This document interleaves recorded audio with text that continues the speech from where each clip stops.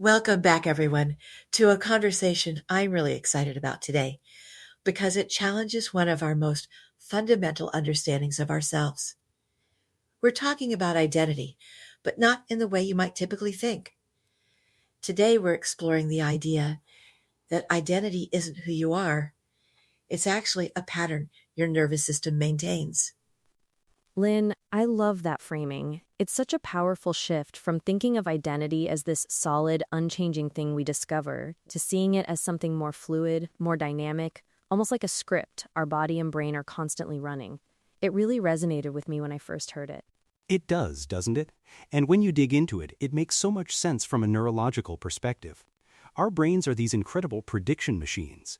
They're constantly trying to anticipate what's coming next, and a big part of that is asking, who do I expect myself to be in this moment? It's always referencing the past to answer that question. Exactly. And then the body just follows. So if your brain predicts you'll be the anxious person in a social situation, your body starts to tense up, your breath gets shallow, and boom, you're embodying that anxious person identity. It's not a choice in that moment, it's an automatic response. I can totally see that in my own life. There are situations where, even before I walk into a room, I can feel my system gear up to play a certain role or to have a certain reaction, almost like a pre-programmed setting. It's wild to think about how much of that is just my nervous system seeking familiarity. Familiarity is the key word there. Our nervous system's primary job is survival, right? And what feels safe? Predictability. Even if the patterns are painful, even if they're not serving us well, they're known. They're a map, however flawed, that the system trusts. Which brings us to why change is so darn hard. It's not usually a lack of willpower, is it? We try to change, we set intentions, but it feels like we're fighting an uphill battle, and what we're actually fighting is this deeply ingrained nervous system pattern that interprets new, unfamiliar signals as a threat. Oh, that makes so much sense. I remember trying to break a habit of always saying yes to everyone, even when I was totally overwhelmed. Every time I tried to say no, I'd get this intense anxiety, this feeling of dread, like something terrible would happen. It wasn't just about disappointing someone, it felt like my entire sense of self was being challenged. Exactly, because for your nervous system, saying yes was a rehearsed role. It was stable. It might have caused you stress, but it was a predictable stress. When you tried to introduce no, it was unfamiliar. It was a new signal, and the system went, whoa, danger. This isn't how we operate. And that's why personality, as we often define it, is really just a collection of these learned responses. It's conditioned emotional reflexes, roles the body remembers how to play. Like being the peacemaker, or the always in control person, or even the rebel. These aren't inherent traits, they're patterns we've developed. So when someone says, oh, that's just how I am, they're really saying, this is the pattern my nervous system is currently running, and it feels solid. It's a comforting thought, in a way, because it means we're not stuck. These loops, as the concept says, can soften. They absolutely can. The loop feels solid because it runs automatically. It's a well-worn groove. But the good news is we're not prisoners of that groove. Change isn't about forcing a new identity, like trying to plaster something new over the old. It's about a much more subtle, yet powerful, intervention. Presence. That's a concept we talk about a lot, but in this context, it feels even more profound. It's about interrupting the pattern, right? Pausing before that old reaction completes. It sounds simple, but it's incredibly challenging. It is challenging, because that pause often comes with a wave of discomfort. Tolerating the discomfort of not knowing who you are for a moment, that space between the old pattern and the potential new one, that's where the real work happens. It's like, okay, my nervous system expects me to react this way, but what if I don't? What happens in that unknown? That not knowing is precisely what the nervous system usually tries to avoid at all costs. But when you consciously create that pause, even for a split second, you're introducing a new signal. You're showing your system, hey, we can actually be safe without the old script playing out. You're expanding its capacity for regulation. And that's where the softening begins. It's not about eradicating the old pattern, but about creating space for something new to emerge, a new possibility. I think ancient traditions understood this intuitively. They knew that you become what you repeatedly attend to, embody, and enact. It's a continuous process. Right, it's not find your true self as if it's hidden under a rock somewhere. It's more like, what am I feeding? What am I rehearsing daily? Every thought, every feeling, every embodied reaction is a rehearsal for who you'll be next.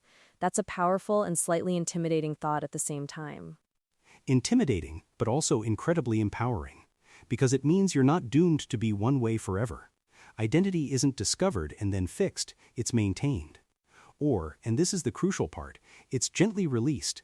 You start to chip away at the assumption that this pattern is you. So, how do we actually do this? How do we practice that pause? Because for many, it just feels like getting swept away by the current of their automatic reactions. I think it starts incredibly small. It's about noticing.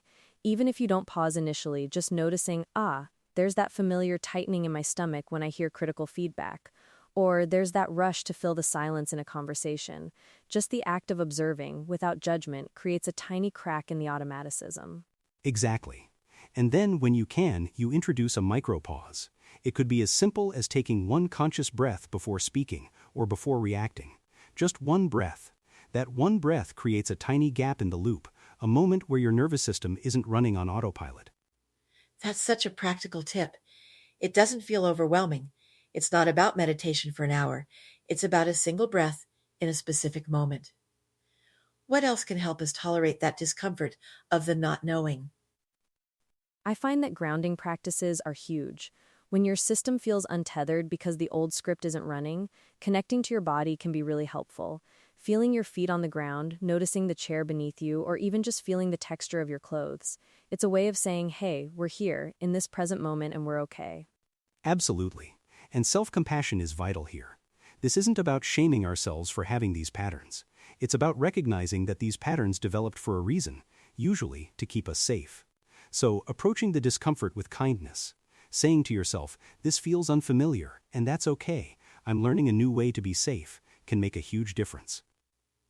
That's so important because if we treat the discomfort as another failure, we just reinforce the old loop of I can't change.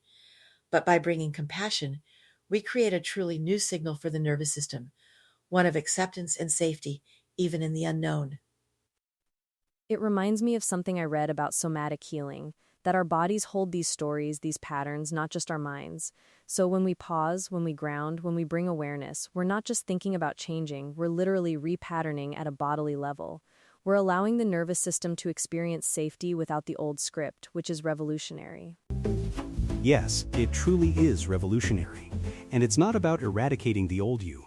It's about realizing that you are not the loop. You are the awareness that can listen to it, observe it, and gently guide it towards new, more expansive possibilities. That awareness, that witnessing presence, that's the real you. That's such a beautiful and liberating thought, that identity isn't a fixed destination, but a journey of gentle release and conscious shaping. It's not about becoming someone else, but about being more fully present with who you actually are beyond the patterns. And it makes life so much more dynamic, doesn't it? Instead of feeling stuck, you feel like you have agency, even if it's just in a tiny pause or a conscious breath. Those small acts compound over time. They really do, and it's a lifelong practice. We're constantly encountering new situations, and our system will always try to predict. But with this understanding, we have the tools to respond with more presence, more choice, and ultimately, more freedom. It's about building resilience, expanding that window of tolerance. What a powerful conversation. Thank you both for shedding so much light on this often misunderstood concept. It really shifts the way we can approach personal growth and change. It makes it feel less like a battle and more like a gentle, compassionate retuning. For anyone listening, I hope this gives you a new lens through which to view your own patterns and the incredible potential you have to soften those loops. Thanks for joining us today, Pam and Dan. Thanks, Lynn. It was a pleasure. My pleasure, as always. Great discussion.